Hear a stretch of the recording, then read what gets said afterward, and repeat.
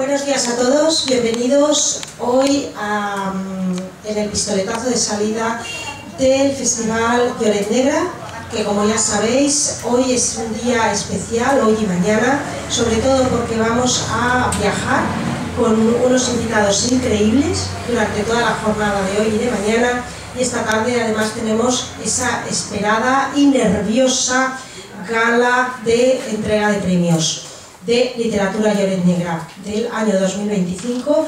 Y bueno, al final lo que decimos, la cultura suma, la cultura enriquece y la cultura nos alimenta en estos momentos del Festival Lloret Negra, sobre todo con lazos de buena amistad.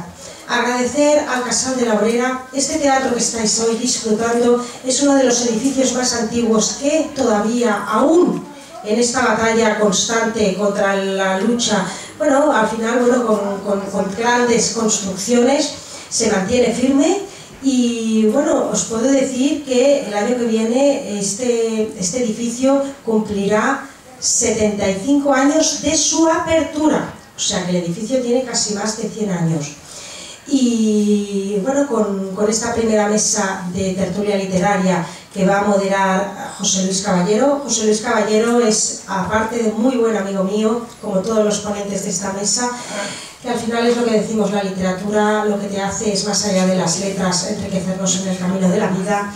Él es escritor, periodista de la CNN y además con él os presentará al resto de la mesa de ponentes. Después habrá una firma de libros y continuaremos en la jornada del día de hoy. Muchísimas gracias y venga, vamos a disfrutarlo.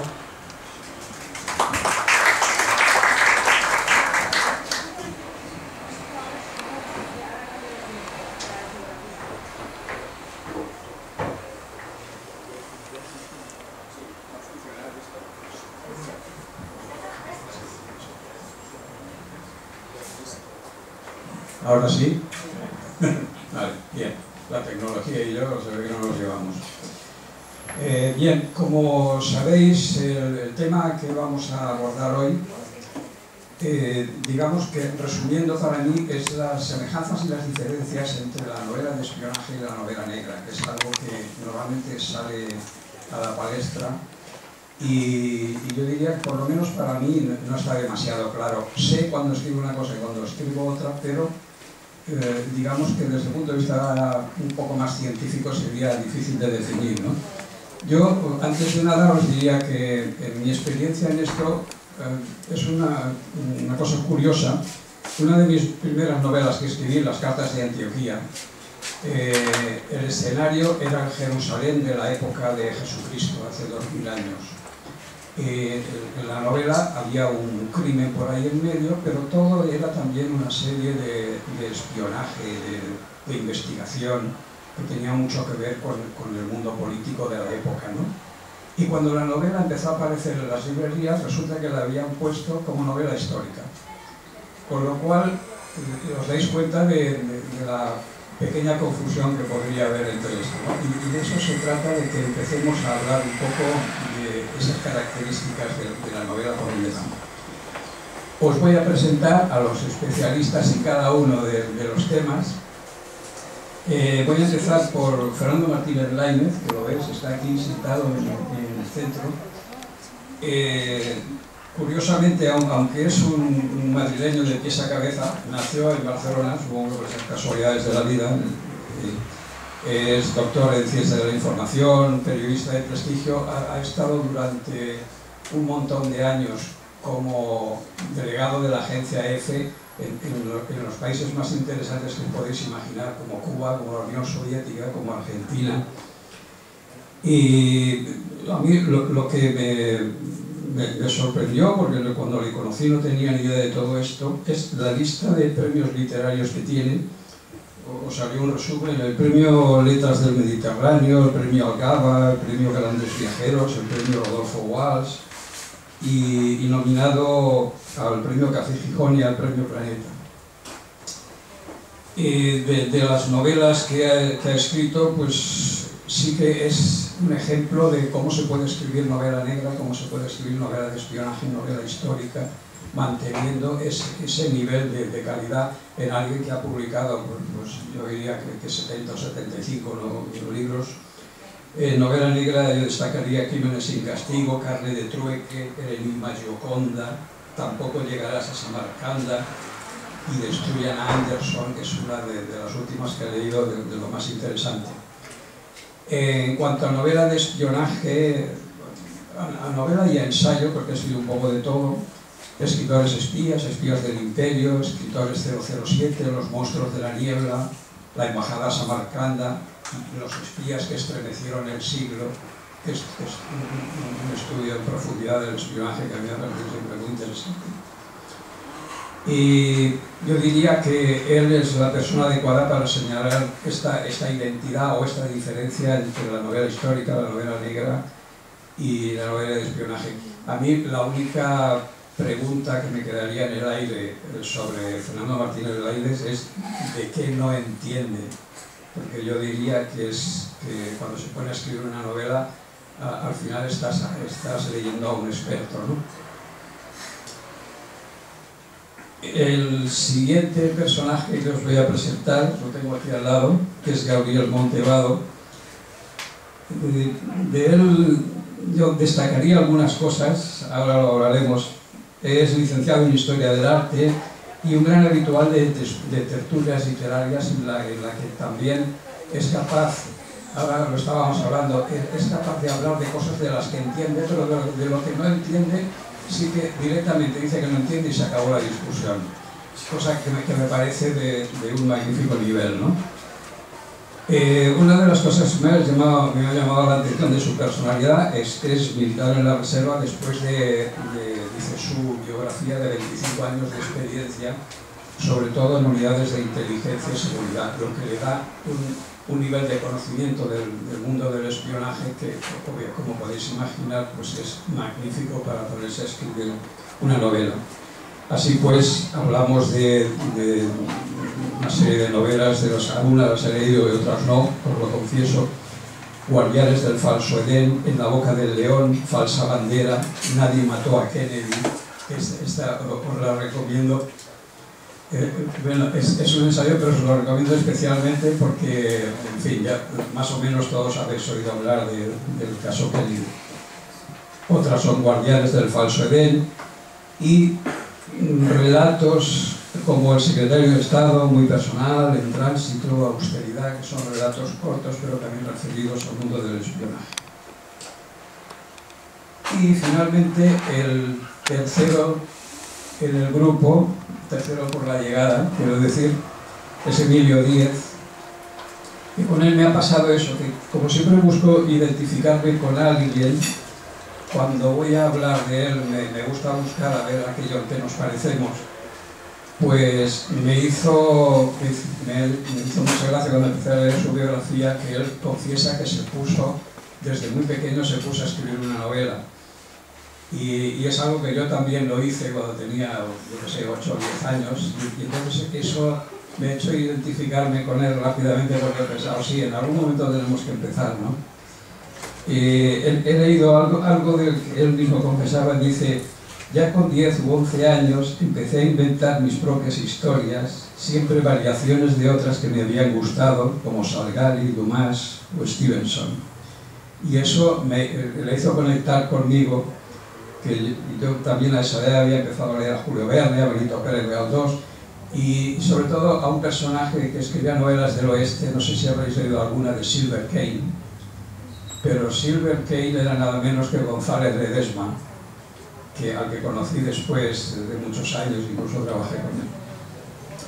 Y con Emilio llegamos a su novela Soma, una novela negra pura y dura, que diría algún periodista que conozco, en que el argumento decía: algo siniestro está sucediendo y estás a punto de descubrirlo. Una tarde cualquiera en Madrid, un hombre se sube a una azotea y se lanza al vacío.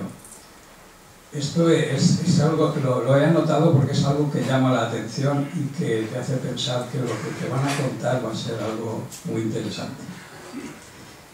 Y una vez presentados así someramente a cada uno de ellos, yo lo que les pediría es que ahora por sí mismos que se presenten ellos mismos a la concurrencia y que hablen un poco de cómo han llegado a dedicarse a esto tan difícil y tan entretenido como es escribir.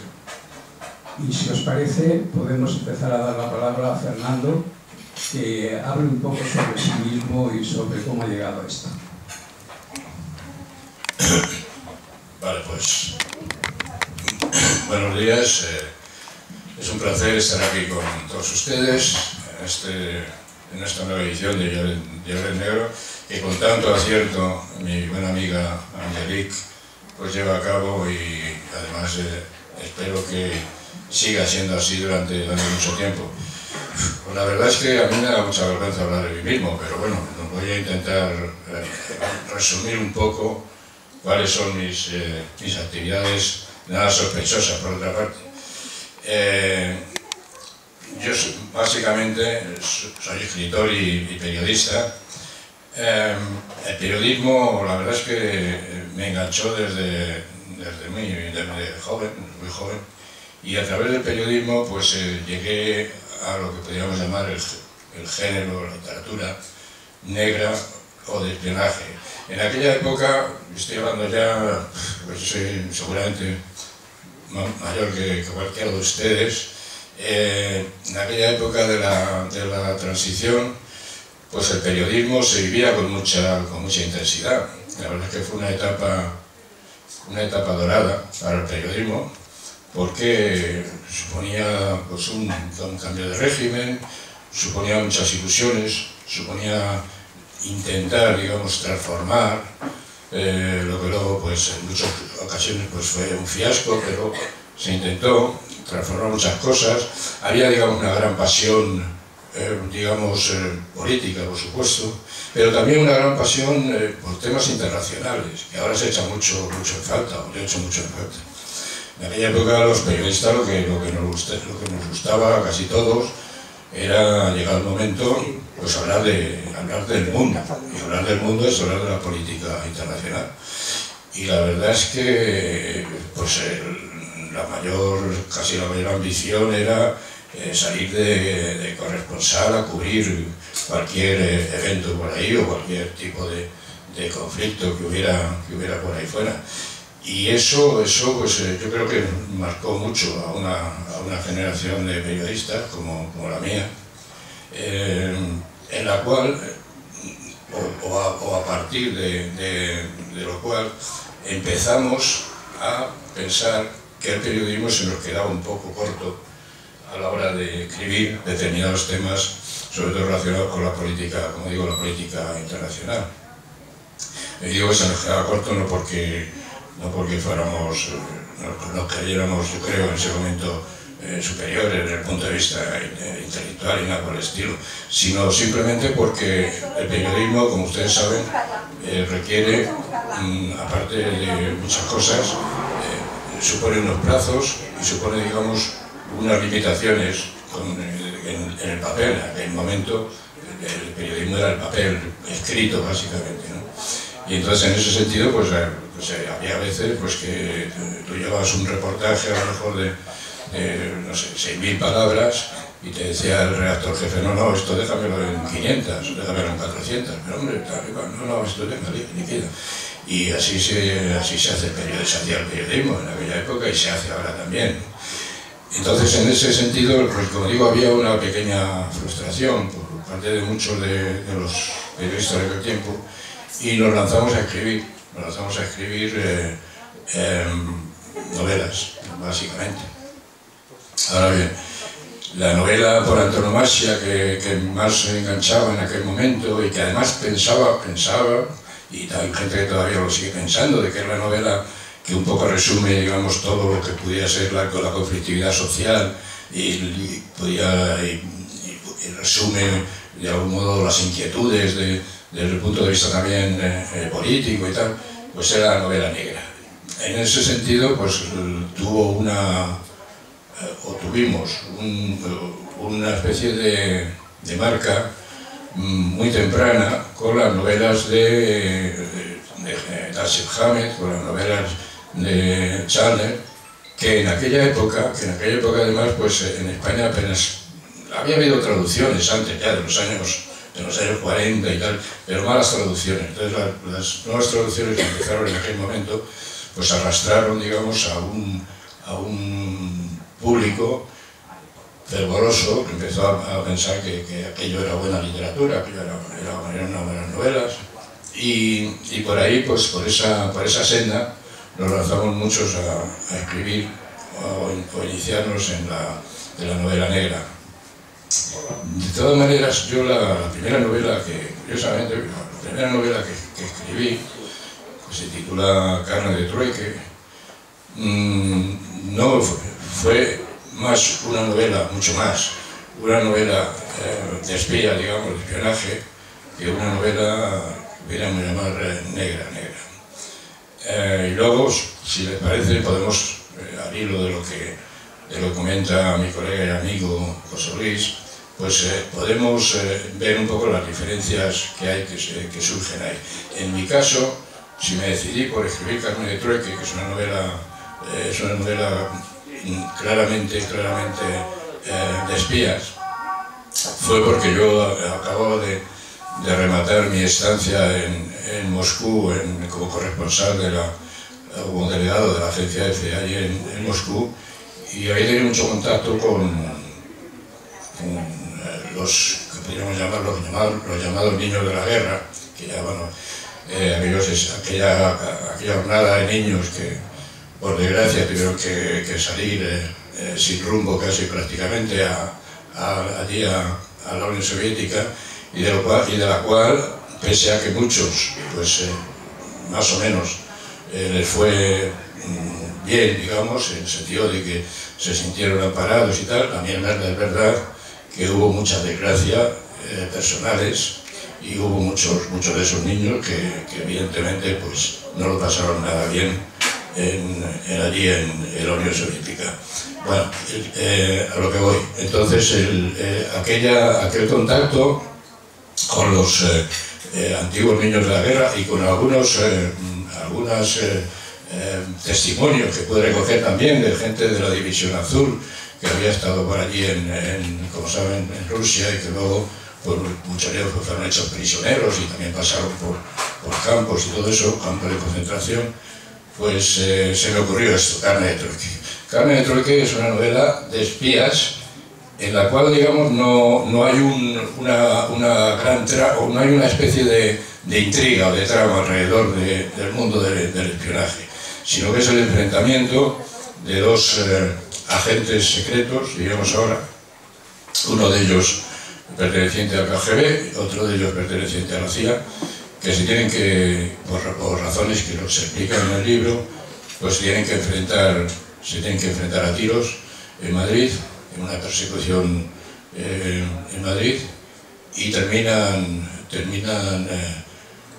muriendo en ese enfrentamiento en la Casa de Campo, en Madrid. Claro, la novela tenía, en mi modo de ver, era un simbolismo claro de la guerra civil también, ¿no? Como, digamos,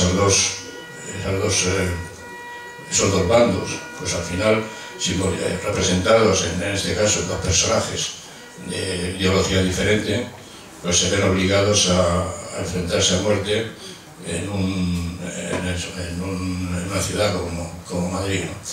Así que esa novela siguió, en un momento tuvo cierto éxito, digamos, o cierto impacto. Y a raíz de eso, pues yo seguí escribiendo novela negra, pero combinándola en muchos casos también con la novela de espía, ¿no? Entonces ahí, en esa indefinición, pues mantuve unos cuantos títulos, pues hubo títulos que eran más claramente novela negra, otros títulos que claramente se definían por el espionaje, pero bueno, eso es fue un poco el arranque, digamos, de mi trayectoria literaria. Y como no quiero aburrirles más, voy a pasar el micrófono a mi amigo aquí también, Gabriel.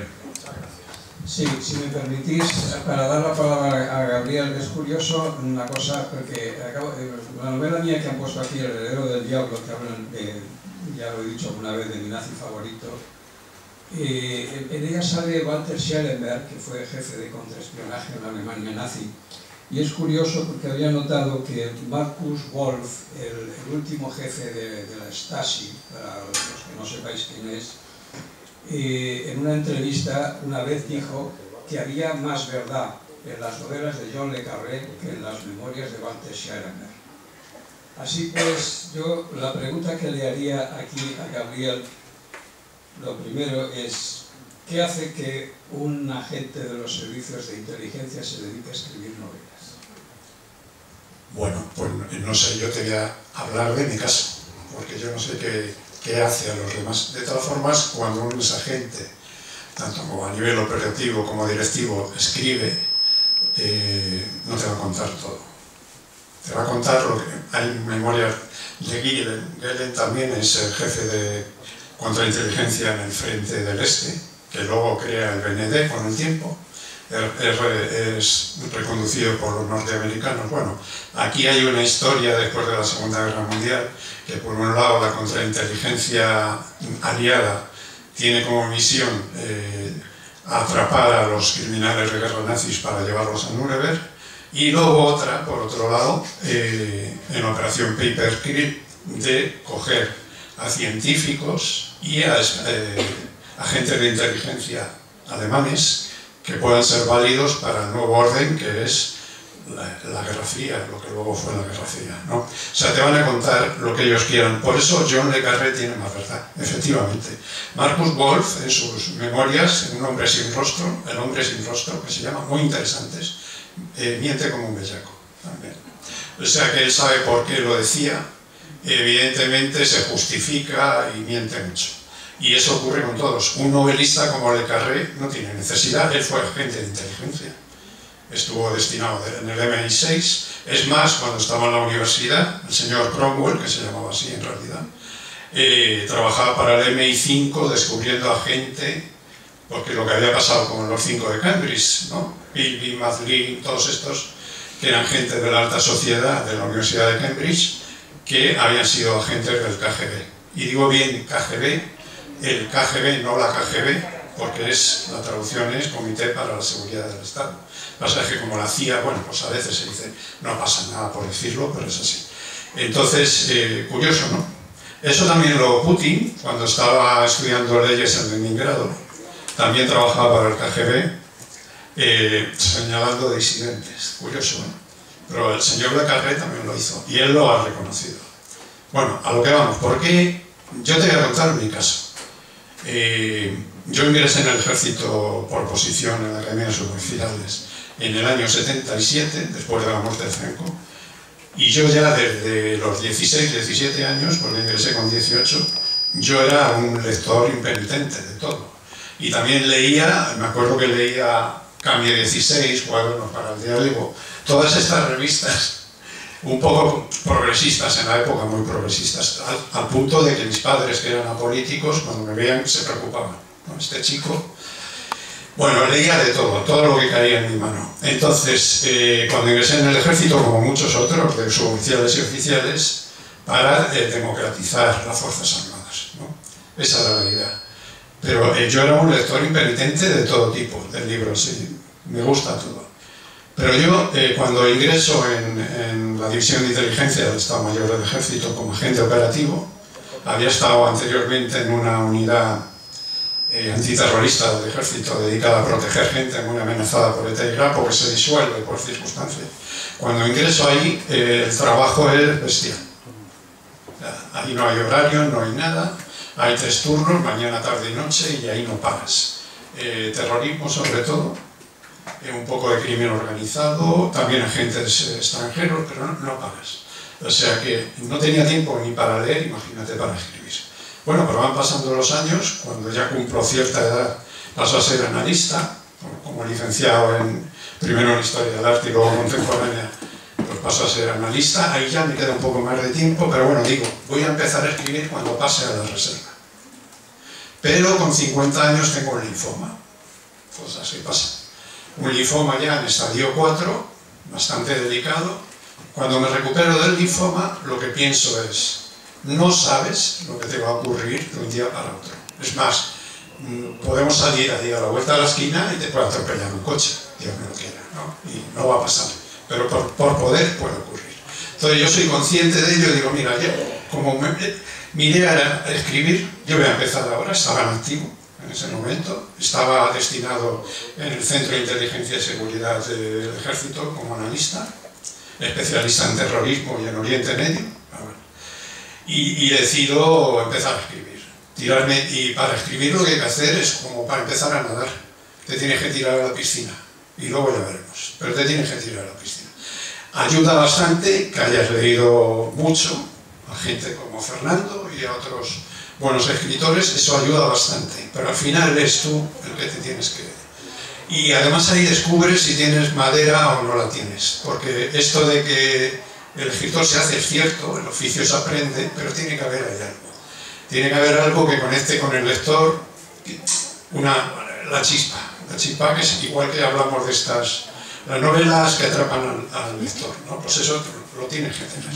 Bueno, empiezo a escribir mi primera novela, Guardián en el falso Edén, que por cierto la tienen en Amazon gratis en libro electrónico, debería estar todavía porque ya tiene muchos años y la he puesto ahí gratis. Entonces, tienes que escribir a ser posible de lo que sabes, y si no sabes te tienes que documentar. Entonces yo en ese momento no tenía tiempo para documentarme, o tenía muy poco, entonces decido escribir de lo que sé, pero a mí me gusta mucho la novela negra. Entonces escribo una novela negra, entre novela negra y novela de espionaje, pero la novela negra se puede escribir desde 3 puntos de vista. Desde el punto de vista de los investigadores, desde el punto de vista del asesino o el delincuente, y desde el punto de vista de la víctima, o alternando los tres. Pero luego los investigadores pueden ser de muchos tipos, puede ser un juez, un fiscal, un detective privado, un agente de policía, y ¿por qué no? Agentes de inteligencia, ¿por qué no?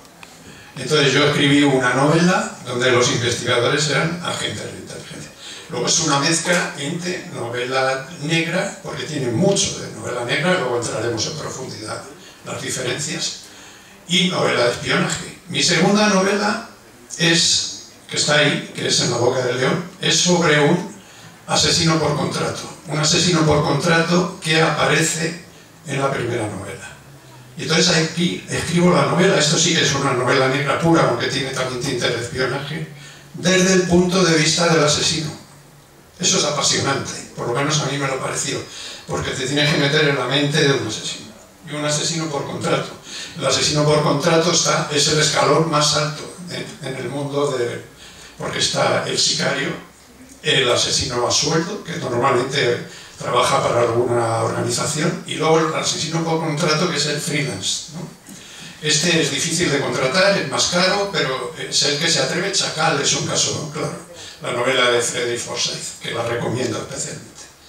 Pues ese es un asesino por contrato. Esa es mi segunda novela. Luego he escrito el ensayo sobre el asesinato de Kennedy, que como historiador pues, me resultó muy interesante.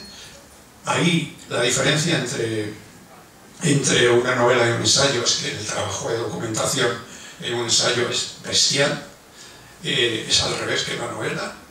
Una vez que tienes ya todo montado, nada, tardé unos pocos meses en escribirla, pero claro, al documentarme casi 3 años. Ahora, sarna con gusto no pica, ¿eh? La verdad es que lo pasé bien.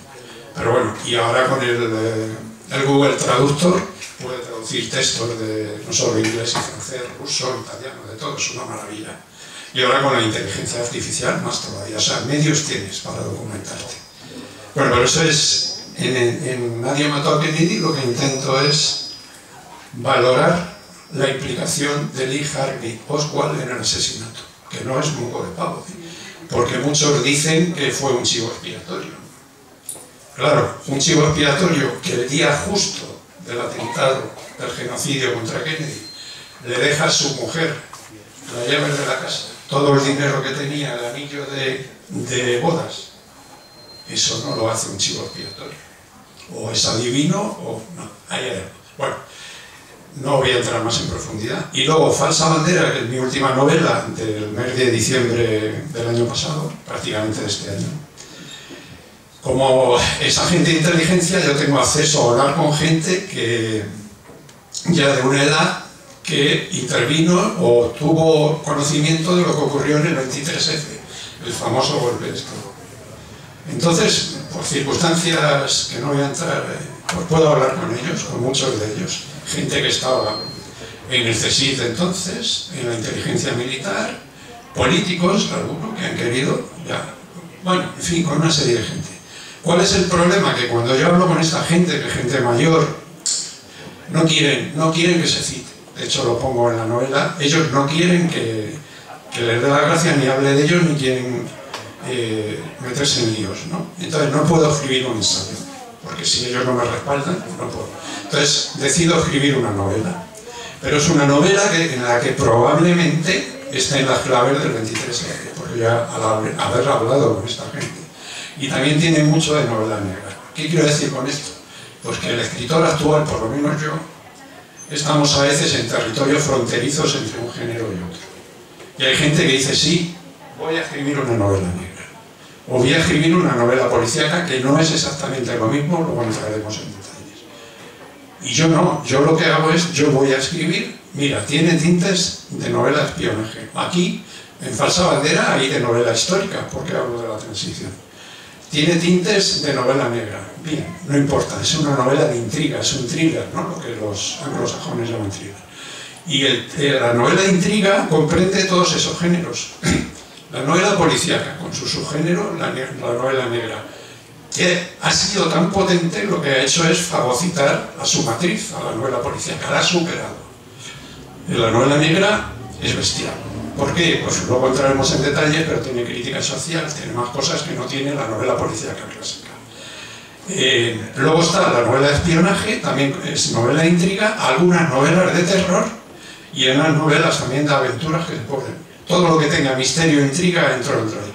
El ejemplo típico es El nombre de la rosa, por ejemplo, es una novela de intriga que tiene mucho de novela histórica, no pasa nada, sigue siendo una novela de intriga. Bueno, pues por eso empiezo a escribir con 50 años, empiezo tarde, en esos momentos también estoy en activo, ahora ya estoy retirado, ya tengo más tiempo para escribir, pero bueno, escribo cuando puedo. Escribo por vocación, por amor al arte, porque me siento realizado todo lo que ustedes quieran. En el momento que no sienta esto, yo dejaré de escribir.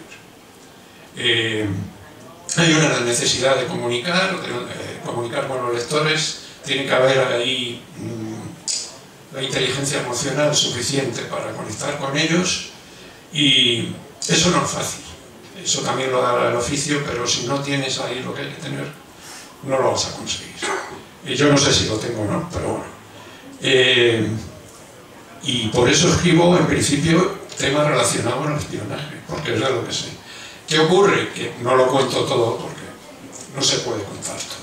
Mira, en Falsa Bandera a lo mejor me pasa un poco de la rosca, pero bueno, como es de hace muchos años, por ejemplo, lo explico cómo era el CSIC en esos años. Que si lo explico ahora me metería en un lío, pero claro, como estamos hablando de los años 80, pues bueno, me he atrevido a explicar cómo era el CSIC en los años 80, ¿no? En mi primera novela, como estaba en activo, hubo un teniente coronel que se leyó por encargo de un general mi novela para, digamos, autorizarla. Claro, yo me tuve que... no podía decir nada. Pero yo ya sabiendo lo que... Además, el teniente coronel era amigo mío, o sea que... Cuando yo ya le había metido 4 cosas que sabía que me iba a quitar, pero ya calculándolas, ahora ya lo puedo decir, ¿no? Me las va a quitar, yo quedo como Dios, porque sí, las quito. Pero yo ya las había metido sabiendo que me las iba a gastar. Y cuando hablé de vigilancia contra vigilancias y me dijeron, pues tú aquí explicas cómo es una vigilancia, claro, tú estás harto de hacer vigilancias y contravigilancias, lo explicas muy bien y tal, pero esto no se puede explicar. Digo, ¿cómo que no? Métase usted en Internet. En Internet lo explican mejor. No lo explican de forma vivida como lo estoy haciendo yo, ni de forma verdadera, pero explicarlo lo explican, incluso se meten en más detalles. Por ejemplo, Lorenzo Silva, que es un gran escritor, tiene gente de la Guardia Civil que le explica las cosas y él lo hace muy bien. yo no lo necesito en principio. Si tuviera que escribir una novela en que el investigador fuera un policía, sí me tendría que asesorar. Tengo amigos en la policía de la Guardia Civil que me ayudarían. Pero en el caso, por eso empecé a escribir estos temas. Pero yo soy un apasionado de la historia también. Y mis novelas y el ensayo también tienen mucho de historia. Y no quiero quitar más tiempo, luego si quieres que entremos en ya más detalles en las diferencias en la novela de intriga una y otra y entrando en la novela negra y policíaca, pues ya podemos entrar. Muchas gracias y muchas gracias por invitarme al festival y a Angelit por la organización. Bien, vamos ahora con Emilio. A mí hay una cosa que me gustaría destacar de Emilio, que él lo cuenta también en su propia biografía, que es licenciado en Derecho, que no ha llegado a ejercer como abogado y entonces va y se dedica a estudiar guión y se convierte en guionista. Resulta que ha sido guionista en varias series de televisión, en la serie Periodistas, en Los Serrano, en El Internado, en Toledo, en La Casa de Papel incluso. Y entonces me gustaría que nos empezaras a hablar de cómo alguien que se prepara para ejercer el derecho y estudia la carrera de derecho, mira por dónde empieza a derivar y acaba escribiendo una novela negra. ¿Qué tal? Gracias a todos por estar aquí. Principalmente las razones biográficas. Me gustaba desde el principio escribir, me gustaba mucho leer la literatura, me gustaba muchísimo el cine y las series de televisión. Y llegó un momento que con 18 años yo no sabía cómo convertir mi vocación en una profesión, en algo que me permitiese vivir razonablemente. Entonces estudié Derecho, que es lo que hacemos muchísimo cuando no sabemos qué hacer con nuestra vida. Me acuerdo que el primer día me preguntaron el profesor, ¿cuántos de aquí queréis de verdad estudiar Derecho? Y creo que levantaron el 20% bajo la mano. Así que bueno, fue una especie de tregua. Luego entré en la escuela de cine, me diplomé en guión y a partir de entonces he estado escribiendo así en series de televisión, principalmente lo sigo haciendo. ¿Qué ocurre? Cuando escribes series de televisión el proceso es colectivo. Aunque partas a veces de una idea tuya, otras veces son ideas de los demás, hay compañeros, tienes que trabajar, es un trabajo colaborativo 100%. Durante todos esos años yo iba dejando o iba abarcando un poco la posibilidad de escribir algo, lo hacía, escribía relatos, intentaba escribir una novela, pero con muy poco tiempo libre y con muy poca dedicación. Hasta que hace 1 año y medio me pasó un poco lo que contaba Gabriel, porque llegó un momento que dije, es ahora o nunca, y necesito escribir algo, probarme para ver si soy capaz de escribir algo y algo que sea personal y que no tenga que consensuar con otros compañeros, con la cadena, con la plataforma o con quien sea. En mi caso he escrito solo una novela, Soma, que salió hace unos 4 o 5 meses. Yo realmente no sé definir el género exactamente, no sé cuál es. Comienza con un suicidio, un periodista en crisis presencia un suicidio y al mismo tiempo en paralelo Aisa, que es una española, hija de libaneses, el mismo día recibe la noticia de que está embarazada y que sus padres, de los que está distanciado, han sido asesinados presuntamente por su propio hermano. El periodista cree que hay algunos sucesos que se están relacionando entre sí, algunos sucesos, suicidios, muertes, incluso la muerte de los padres de Aisa están relacionados de alguna manera, y él empieza a investigarlo y para ello necesita la ayuda de Aisa. Esa es la idea que yo tenía y para mí es un vehículo para poder contar, para poder hablar de cosas que creo que a mí me interesan mucho personalmente, que son la soledad, la falta de comunicación en la sociedad actual y también un poco la capacidad que tenemos todos de manipular a los demás y de ser manipulados mucho más de lo que nosotros nos creemos.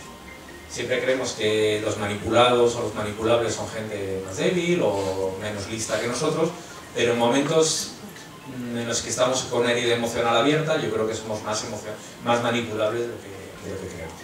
Eso es un poco el germen de la novela y realmente no sabría exactamente en qué género englobarlo, porque es verdad que hay un misterio, hay muertes, pero los protagonistas son una pediatra, Aisa, y un periodista, y sobre todo yo lo enmarco quizás más en la novela negra porque me permite o quería hablar más de elementos que están en nuestra sociedad y que van más allá de la temática, en este caso, de los asesinatos o el misterio. Y ese es un poco mi bagaje. Sigo siendo guionista, lo sigo compatibilizando y la verdad es que el desafío de escribir una novela ha sido principalmente enfrentarme yo solo a un proyecto, a una idea que tengo que desarrollar sin ayuda de compañeros y con la responsabilidad última, para bien o para mal, lo que has hecho es tuyo y solamente tuyo. No puedes esconderte ni echarle la culpa a otros, ni de lo bueno ni de lo malo. Muy bien, yo lo que haría ya sería entrar de lleno en el tema que supuestamente nos ocupa.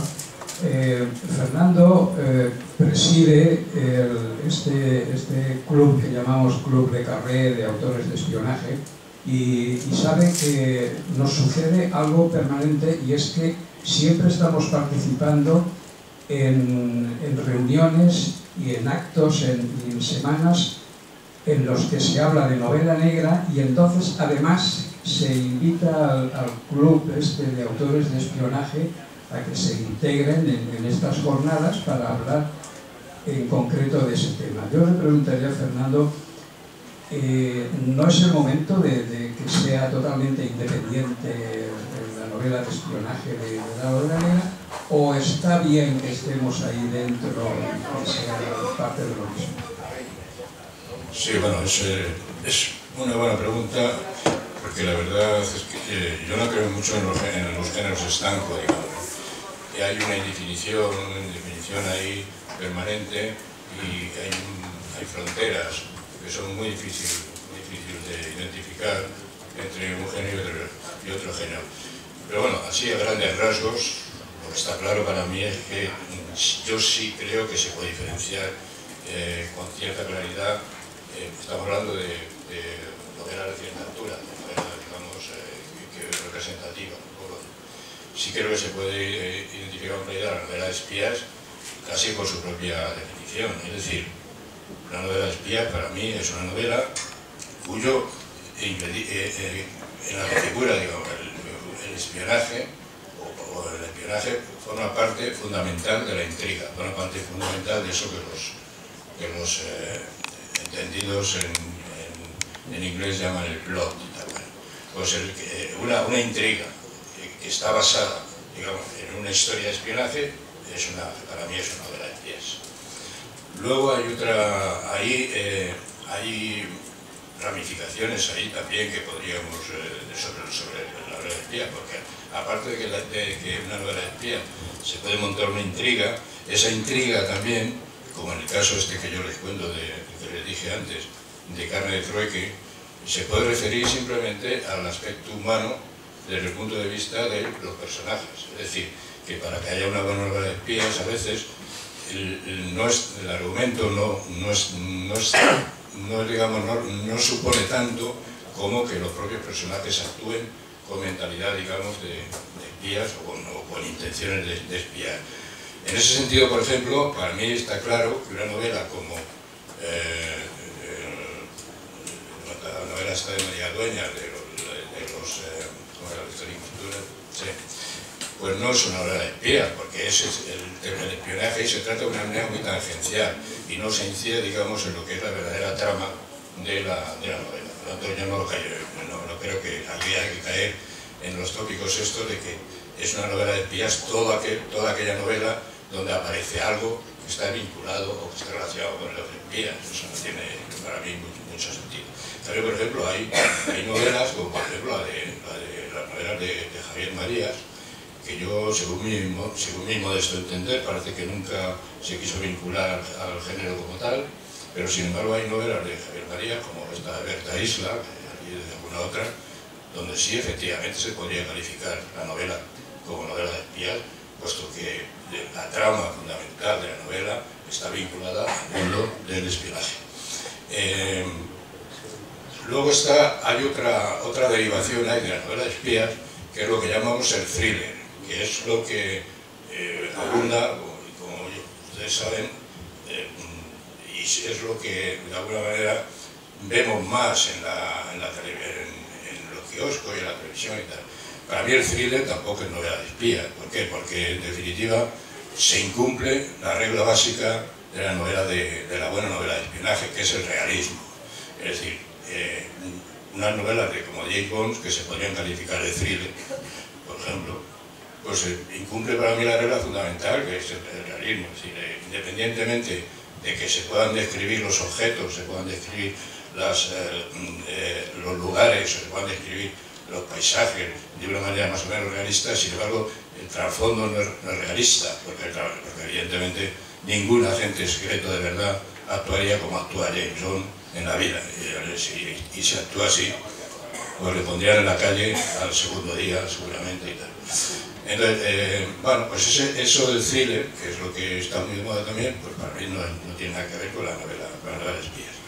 Entonces, ciñéndonos al tema que nos ocupa, yo insisto que la novela de espías tiene además una característica, aparte de esto que hemos dicho, de que la intriga tiene que ser claramente una intriga vinculada al espionaje. Está claro también que la novela de espías tiene un ámbito político y un ámbito geopolítico, digamos, y un ámbito internacional. Claro, es decir, los espías fundamentalmente surgen con las grandes agencias de inteligencia cuando surgen los enfrentamientos entre naciones o enfrentamientos entre potencias o enfrentamientos, digamos, desde un punto de vista internacional. Entonces, una buena novela de espías, tiene que manejar una documentación ingente. Estamos hablando de una documentación ingente porque, claro, si uno te quiere hablar de una novela de espías en Corea del Norte, por ejemplo, suponiendo, imagínense ustedes, la parte ya del realismo de la propia trama, tiene que encajar perfectamente las coordenadas de lo que se está ventilando en Corea del Norte, de por qué se actúa así, de los antecedentes, de las posibilidades, de los personajes reales del mundo que pudiéramos vincular a Corea del Norte. Es decir, todo esto en realidad es un esfuerzo muy grande para un novelista de espionaje. Por eso yo creo que la novela de espías es muy difícil, y de hecho hay muy pocas novelas de espías buenas. Aquí estamos mencionando a Le Carré como el maestro de la novela de espías contemporáneo, y pocos más. Es decir, que sin embargo, cualquiera de nosotros podría seguramente mencionar 6 o 7 nombres de novela negra y de novela criminal, y con mucho acierto, pues, porque son buenas novelas, pero la novela de espía exige un tratamiento muy a fondo. Es decir, esos 3 años que Galera está diciendo para documentar una cosa sobre Kennedy, es verdad, o sea, tienes que ver ahí. En el caso de Le Carré tenía ya la ventaja de que, como había sido espía, a lo mejor hecho agente de inteligencia, pues entonces está claro, él tenía ya, digamos, un conocimiento básico del tema y no necesitaba ir a las hemerotecas a consultar o ir a hacer un viaje para enterarse del asunto. Pero es que sin esa especie de excavación a fondo, desde el punto de vista, insisto, geopolítico, desde el punto de vista incluso internacional, visión internacional, es muy difícil escribir una novela de espías, por no decir casi imposible. Sin embargo, por ejemplo, en el caso de la novela de espías, la crítica social, además, yo creo que es, bueno, no es absolutamente necesaria, digamos, desde el punto de vista de la crítica social. Mientras que, por ejemplo, en uno de los rasgos distintivos de la novela negra, sí, la crítica social parece un rasgo muy claro y muy identificativo de la novela negra. Entonces, desde ese punto de vista, el tratamiento social que exige una novela negra, en el caso de los espías, en el caso de una novela de espías, no es necesario. Es decir, ese tratamiento social no es necesario. ¿Por qué? Porque al tipo que va a tratar de desestabilizar un país o desinformar sobre un país, a lo mejor para cargarse a un jefe de Estado o para cargarse a un gobierno, pues no, el tema social no le afecta. Lo que va es a cumplir una misión que está, digamos, por encima, o él entiende que está por encima de estas necesidades más o menos inmediatas relacionadas con la vida cotidiana. Eso que tiene la ventaja para un buen novelista de novela negra, tiene la ventaja de que si hay madera, como dice, y hay madera y se esfuerza, tiene la ventaja de que cualquier tema que tengamos a mano, con un poco de visión literaria, se puede, digamos, se puede hacer una magnífica novela negra sin llegar, digamos, a esa documentación. Uno puede hacer una magnífica novela negra de una pelea con un vecino que al final acaba a cuchilladas. Es una novela negra, claro que sí, y sin embargo, pues para documentarse sobre eso no es necesario tampoco ir a muchas hemerotecas, pero sí tener un conocimiento, bueno, pues sí, de la vida real, eso sí, eso es necesario. Así que, bueno, pues hablando estas, como digo, sin llegar a extremos de intentar clasificar los géneros de esa manera rígida y de esa manera, digamos, un tanto ficticia también, lo que sí es cierto es que hay unas reglas básicas que yo creo que sí quedan muy claras entre lo que es una novela negra y lo que es una novela de espías. Para dar la palabra a Gabriel, yo le consultaría una cosa primero. Yo hace tiempo, hablando con un agente del Servicio de Inteligencia en activo, me dijo algo así como que el trabajo de un analista de inteligencia es lo mismo que el de un novelista. Solo que el analista de inteligencia lo resume en 2 folios que entrega, que se lo ha encargado, y el novelista lo pone en 20 o 30 folios. Si entremos por ahí y hablemos de este aspecto. A ver, hay que hablar del ciclo de inteligencia para entender lo que son los servicios de inteligencia. Estoy hablando de servicios de inteligencia tipo, hay de todo. La dirección que suele ser el gobierno hace un plan de inteligencia donde ahí dice de qué quiere que le informe fundamentalmente el servicio de inteligencia, las prioridades, porque un servicio de inteligencia no rechaza ninguna información, pero los políticos, o sea, el gobierno, le dicen en qué quieren que se centre. Los agentes operativos y los agentes de campo, junto con otros medios electrónicos, cogen la información en bruto, pero es información en bruto, y también fuentes abiertas a veces, leyendo la prensa de algún país.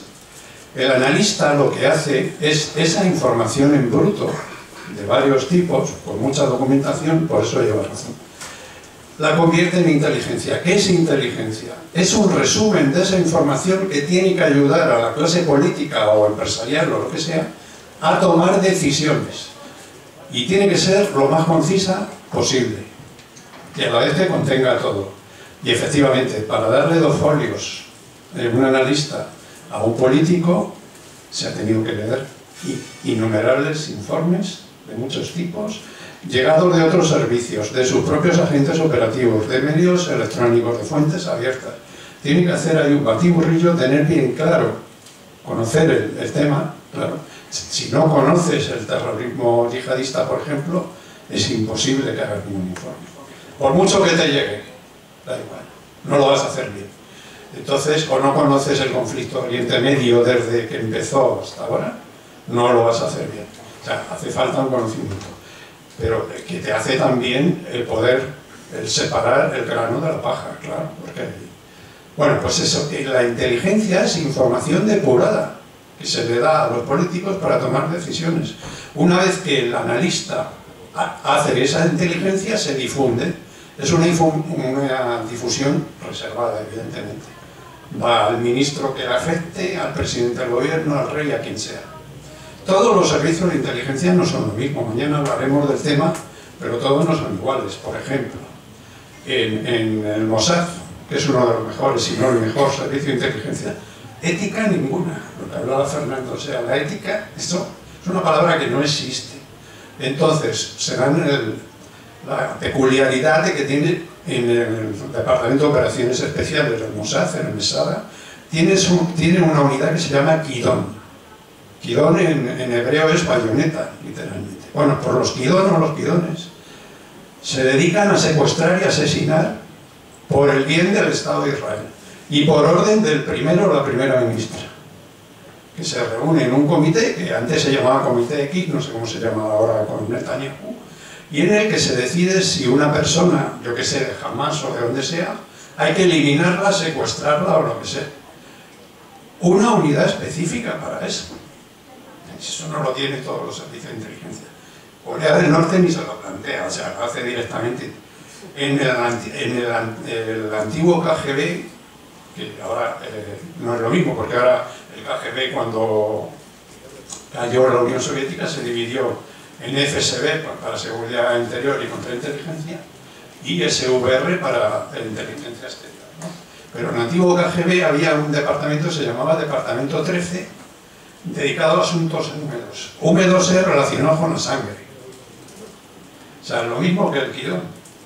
Y de ahí viene que el SVR sea sospechoso de haber hecho ciertas cosas en el Reino Unido, gaseando gente, de matar a Litvinenko, esa gente de FSB que le contaminaron con plutonio y le mataron, esa serie de cosas.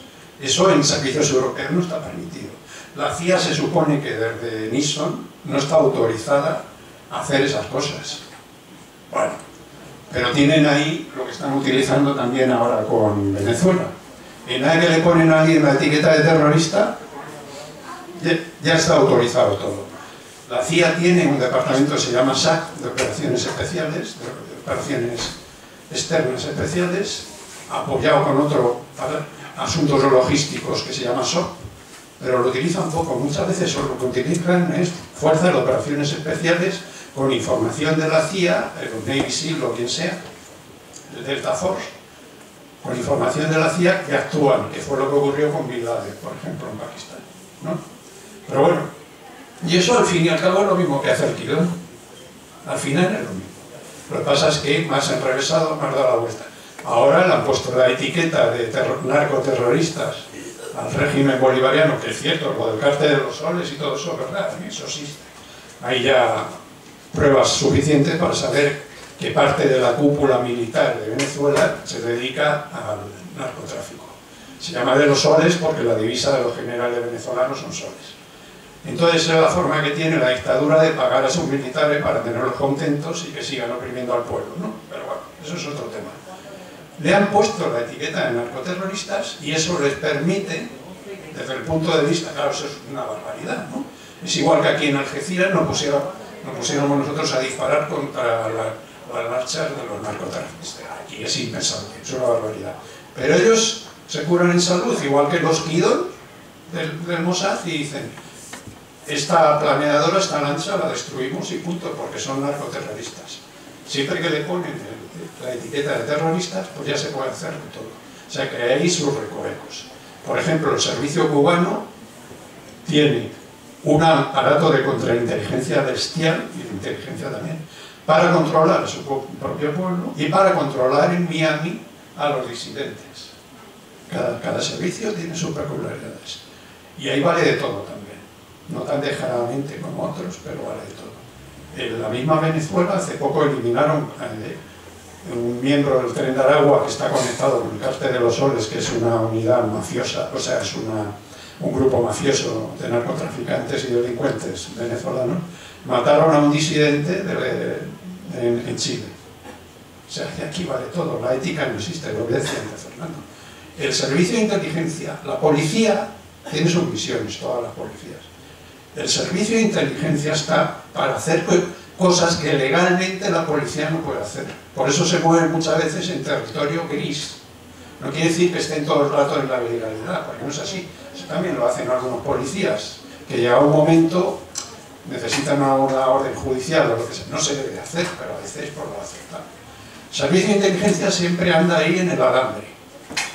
Entonces, yo puedo decir que cuando yo me he dedicado sobre todo a contraterrorismo, porque además a mí me tocaron los años de plomo.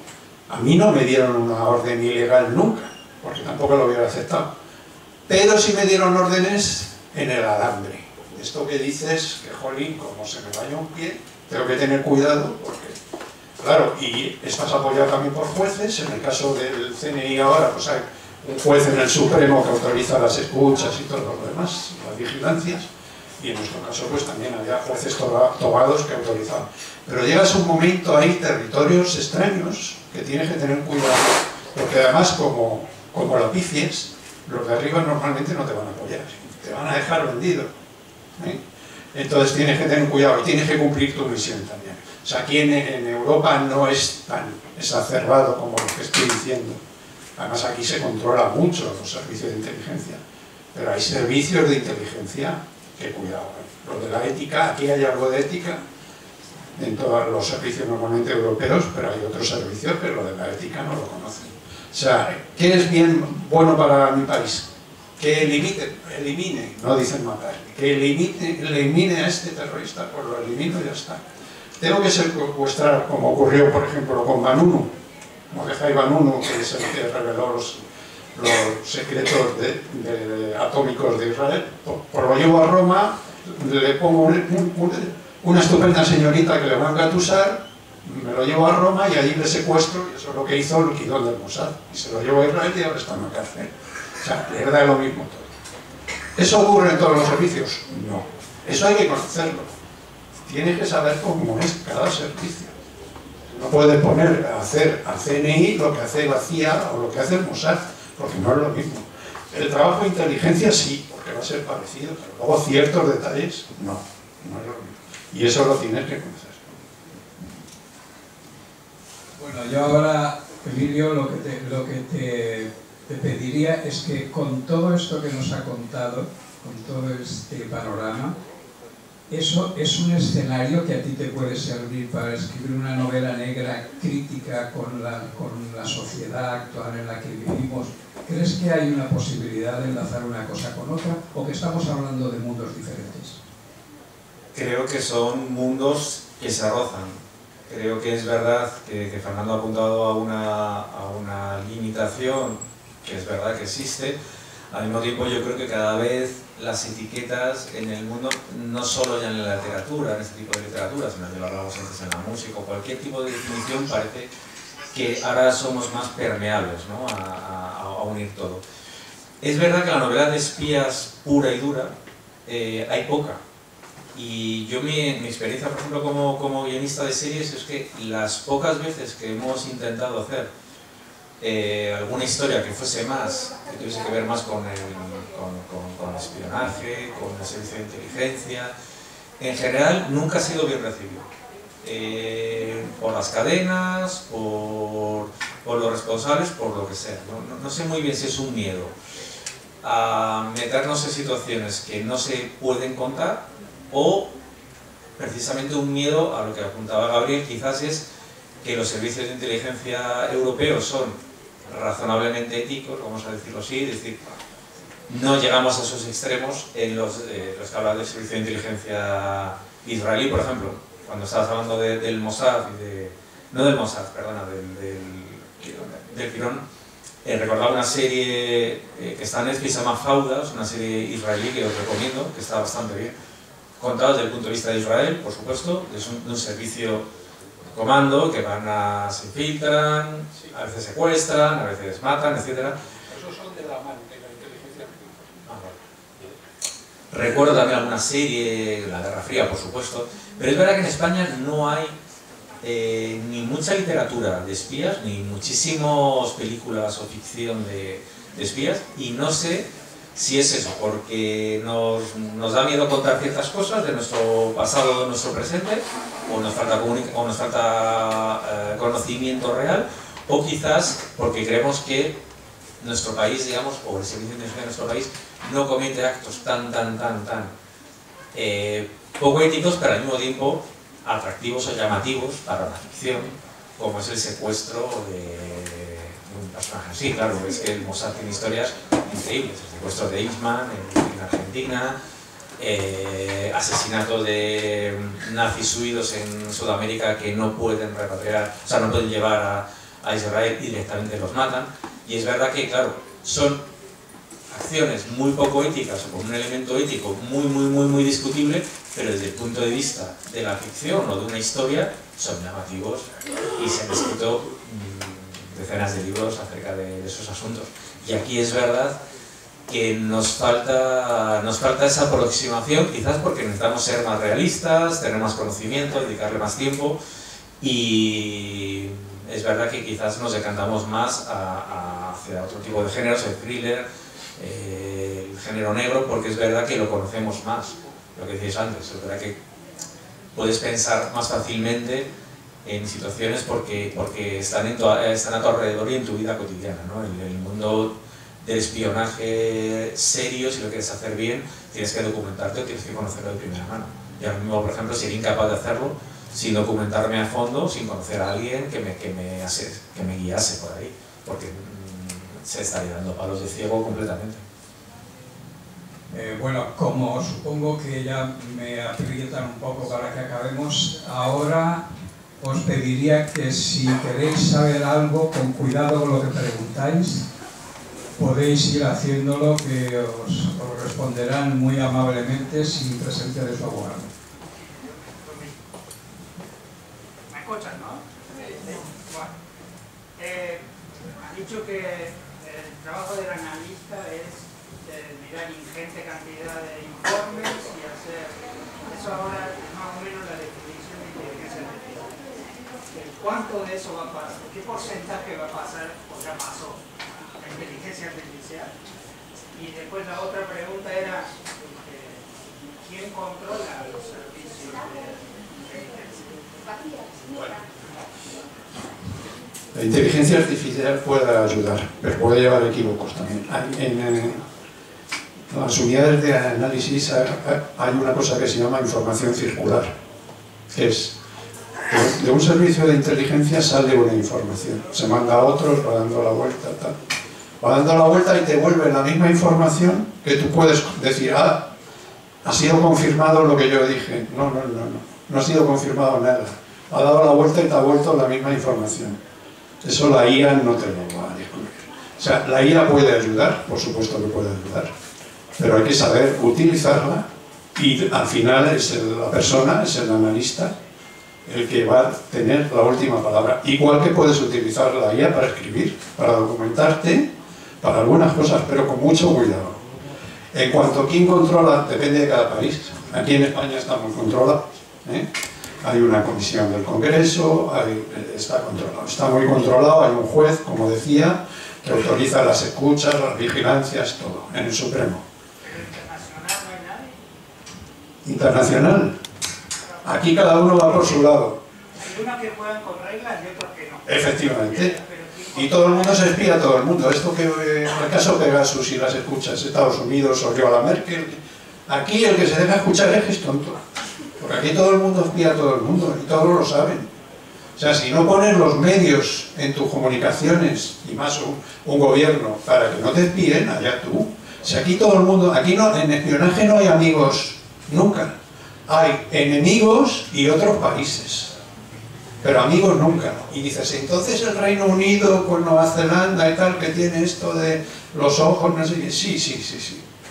Estados Unidos le pasa a Australia, a Nueva Zelanda y al Reino Unido lo que quiere, y no le pasa toda la información. Y viceversa, o sea, amigos juntos pero no revueltos. Tú me das, yo te doy y colaboramos, y en cierto, por ejemplo, en terrorismo sí que hay mucha colaboración, y así debe de ser, porque si no vamos mal. Pero en otras cosas, tú me das, yo te doy. Voy a poner un ejemplo. Hay un contrato en Oriente Medio para comprar aviones, la Boeing y Air France. O sea, y Airbus. La Boeing y Airbus. Y se mueve mucho dinero. ¿A quién va a apoyar la CIA? A Boeing lo va a apoyar. Le va a dar información y si puede criar las reuniones de Lord Airbus, lo va a hacer. ¿A quién van a apoyar los servicios europeos? A Airbus. ¿Eso es ético o no es ético? Es que da igual que sea ético o no es ético, es el mundo real. Y la CIA va a apoyar a Boeing para que saque el contrato porque son muchos miles de millones.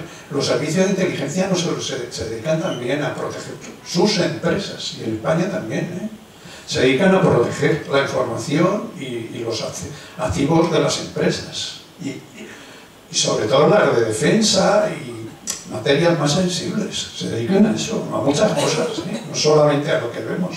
Y muchos atentados que no nos enteramos se frustran y nunca nos enteramos. Y se han frustrado por los servicios de inteligencia, también la policía también, evidentemente.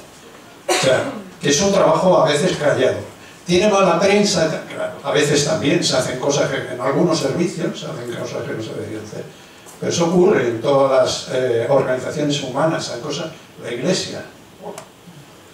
El caso Marciscus, no hablo ya del tema de pederastia. Con el creo hemos topado. Sí, pero que en todas las organizaciones humanas ocurren cosas. Hay que controlarlos. En España están bien controlados. Normalmente en Europa también están bien controlados. Normalmente. ¿Hay servicios privados? ¿Eh?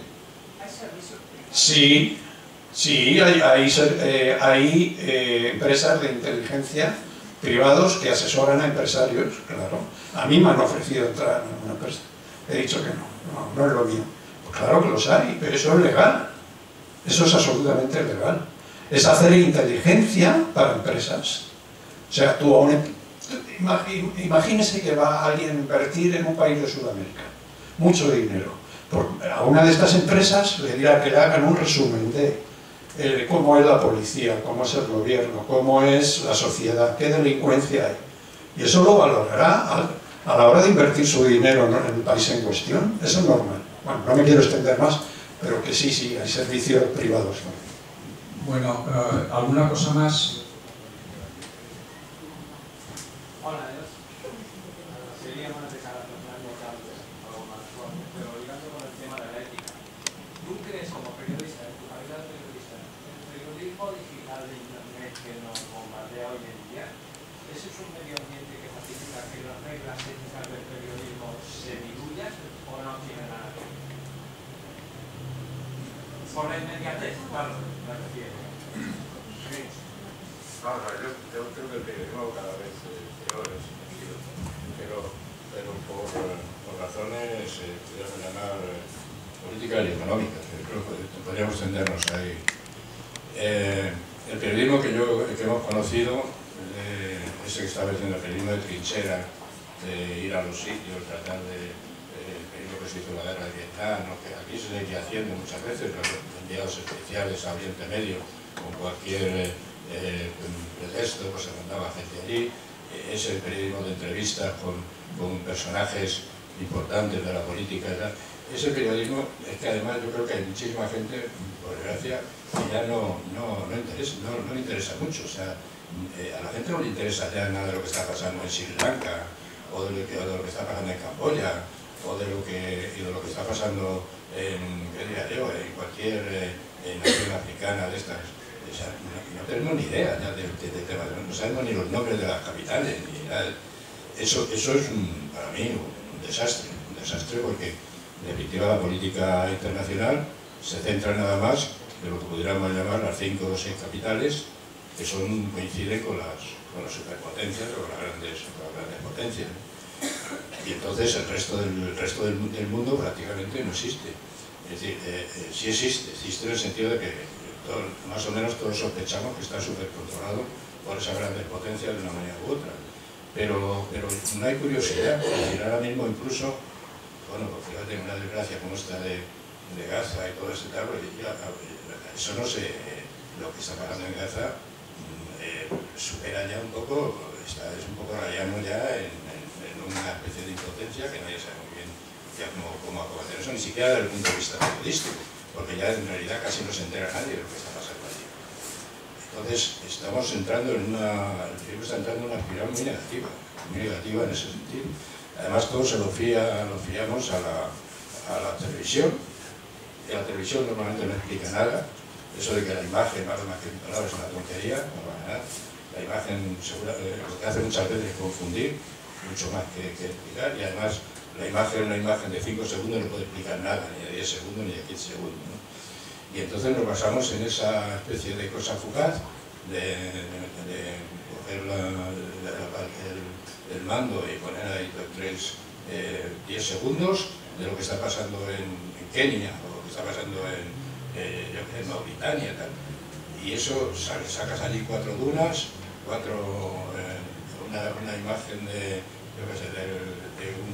una patera por allí, pero no explica nada, ni nadie dice nada, y en realidad la gente, es que además yo creo que estamos entrando en una dinámica en que realmente no hay tiempo de enterarse de nada, porque vivimos tan comprimidos, digamos, en lo que podríamos llamar lo superfluo, lo que nos rodea, que es muy banal, muy superfluo, y que además es lo que los medios te exigen, o sea, te exigen ahí, los medios sobre todo, analicemos lo que es la prensa actual. ¿De qué habla fundamentalmente la prensa? Pues de divorcios, del veraneo, de que si Juanito se va a casar con no sé quién y la otra se va a casar con no sé cuánto, y eso está lleno el 80% de la prensa mundial.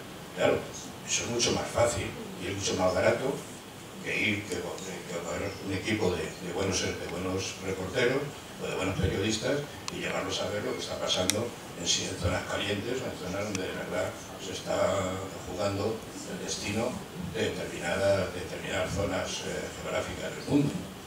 Y además es que hay que tener en cuenta que las 4/5 partes de la humanidad no tienen nada que ver con eso que estamos llamando de la civilización occidental. Hay gente que vive en condiciones precarias, miserables, que prácticamente no tienen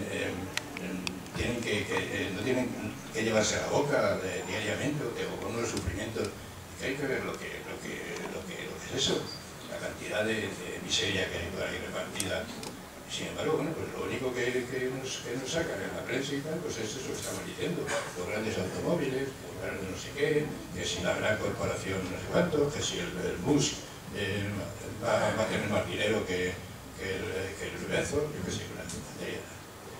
Ahí el periodismo está entrando en un agujero negro que ojalá me equivoque, pero que, bueno, va a seguir siendo periodismo, porque en definitiva el periodismo es todo lo que aparece de los medios, ¿vale?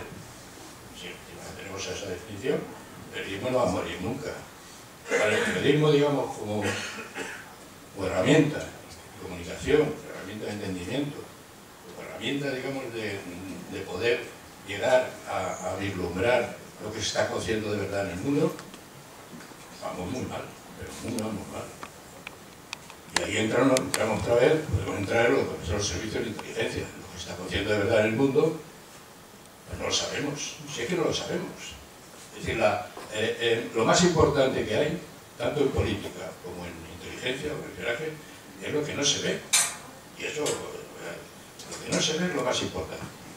Y por eso precisamente todo lo que estamos viendo muchas veces desde el punto de vista de la comunicación y desde el punto de vista de los medios y tal, es puro camuflaje, es puro... es cortina de humo que están dando ahí. Pero realmente lo que está sucediendo... ¿Alguien de verdad puede decir lo que está sucediendo ahora, por ejemplo, entre lo que realmente se traen entre manos Trump, por ejemplo, y Putin, y no solamente eso, sino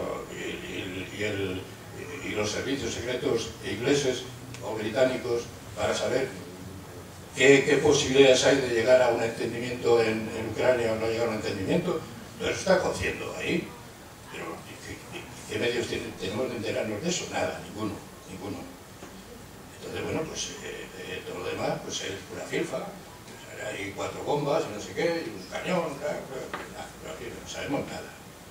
Así que, bueno, yo en ese sentido hay que ser muy escépticos, hay que ser muy escépticos y no creerse realmente casi nada de esa especie de caverna, diría yo, de las ideas platónicas, de Platón, en la que estamos todos metidos ahí.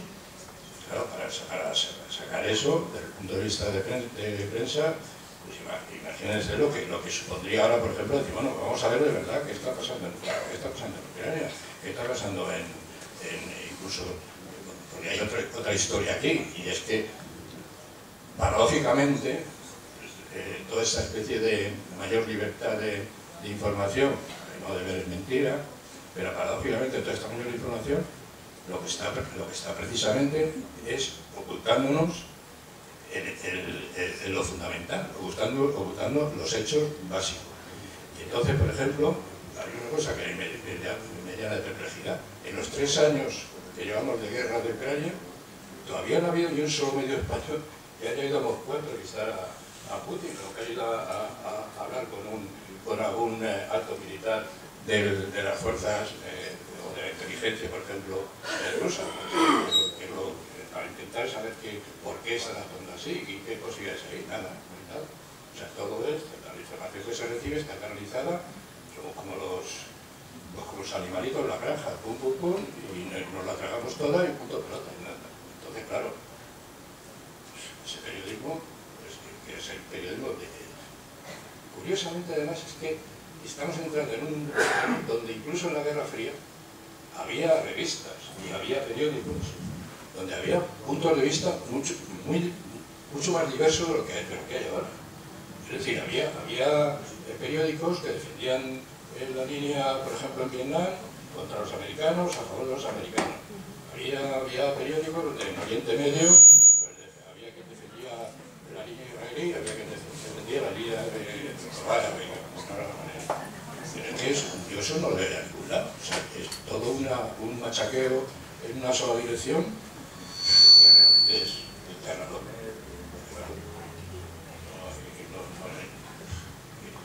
Dice que la gente no compra periódicos, pero sí que los periódicos se repiten lo que dice ya la televisión. Por interesa, ¿qué vas a comprar? Alguien te va a revelar algo inédito, algo que de verdad algo tan raro. Claro, es que eso cuesta mucho dinero también. La información cuesta mucho dinero. Claro, si lo que se va es a sacar la tajada rápidamente con periódicos y revistas de tercer orden, pues oye, pues eso para tirar arriba. Pero desde el punto de vista informativo, de verdad, tradicional al medio está inalvis. No tenemos ni idea. Y nada, muchas gracias.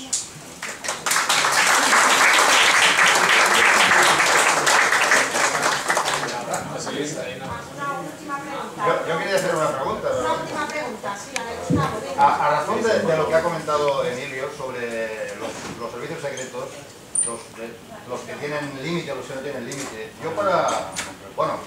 uno de los libros que yo utilicé de referencia para tener mi background para escribir mis novelas es del terror rojo al Estado mafioso, de Yuri Felczynski y de Dick Foucault, me parece, que habla de que siempre la Unión Soviética, desde el primer momento en que se crean los servicios secretos, hay una lucha terrible entre el Partido Comunista y los servicios secretos por el poder. Que de hecho hubo un par de golpes de Estado, uno durante la Unión Soviética, otro ya durante la Federación Rusa, para hacerse con el poder. Creo que lo consiguieron con Andropov, pero se les murió. Volvieron a perder el poder. Y entonces le colocaron a Putin a Yeltsin al lado y al final lo apartaron y lo mandaron a un bonito retiro y en las elecciones del 98, creo que fue 99, lo lograron otra vez y ellos afirman que es el único estado en la historia de la humanidad en que los servicios secretos son los que realmente gobiernan, que no hay gobierno, que es un estado en manos de los servicios secretos, que no tienen ningún tipo, por eso pasa lo que pasa, por eso hacen lo que hacen, sin que nadie les ponga ningún pero, porque son ellos. Esto es así. Bueno, en el caso de Putin es un hombre de los servicios de inteligencia,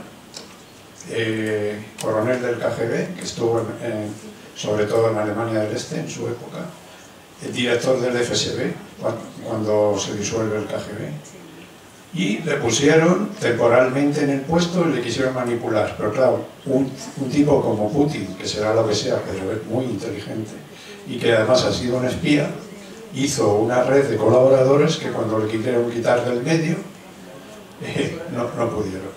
Se había hecho con todo el poder y es más, se quitó él del medio a que le querían apartar del poder. Pero el tema Putin es muy extenso. Lo he resumido mucho, grosso modo, pero fue así. O sea, metes a un tipo para manipularle un poquito, porque llega un momento que le dicen a Putin, bueno, ahora tu partido está bien, pero aquí tiene que haber una alternancia de poder. Vamos, y Putin dice, alternancia del poder, ¿de qué me estás hablando? Y entonces a Berezovsky, que era el empresario, le estaba diciendo eso, cuando Berezovsky le dice, no, pues eso tiene que ser así, y si no, ¿qué? No, si no, tú, y fue al revés, destruyó él a Berezovsky y a todo el que se puso por delante, porque es un hombre de los servicios de inteligencia, porque sabe cómo atornillarse al poder, y lo ha hecho. Y luego lo de si Rusia es una verdadera democracia o no, yo aquí no me voy a meter porque necesitaríamos toda la mañana. Pero vamos, sí que hay cosas. Una pequeña observación, nada más. Hablamos de que Putin había sido coronel de los servicios de inteligencia, pero no sé si recuerdan ustedes que el presidente de Estados Unidos fue jefe de la CIA, que fue Bush padre. Entonces, bueno, que a veces se nos olvidan las cosas. Entonces yo creo que el tema de Putin, como dice Gabriel, merecería un tratamiento aparte, no se puede zanjar, yo creo, así en unas cuantas frases, habría que entrar en estudio.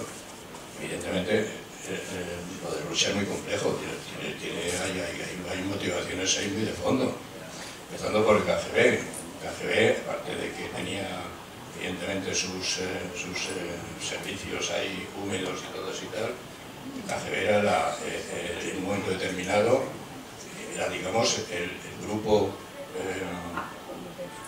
dentro de la Unión Soviética que estaba al tanto y conocía mejor lo que estaba pasando y lo que iba a pasar. Y en ese sentido, lo que vino después de Yeltsin fue un desastre.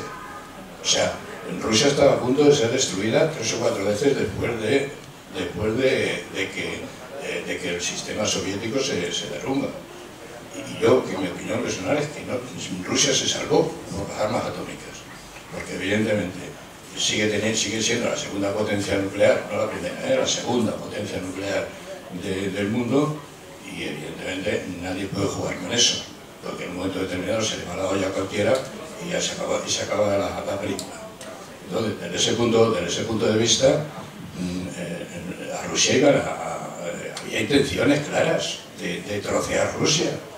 Y de hecho, el asunto por el que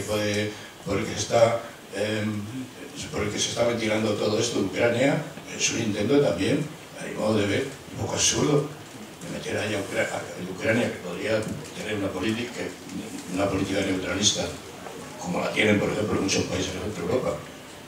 Esta obsesión de meter a Ucrania en la OTAN y tal, no se entiende, o los rusos no la entienden, y tienen razón, no lo entienden, porque para ellos, evidentemente, también su seguridad cuenta.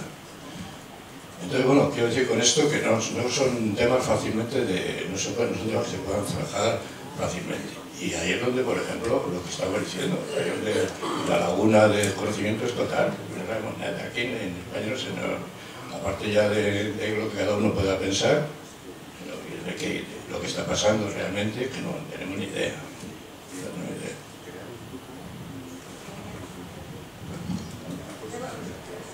Terminamos ya, ¿no?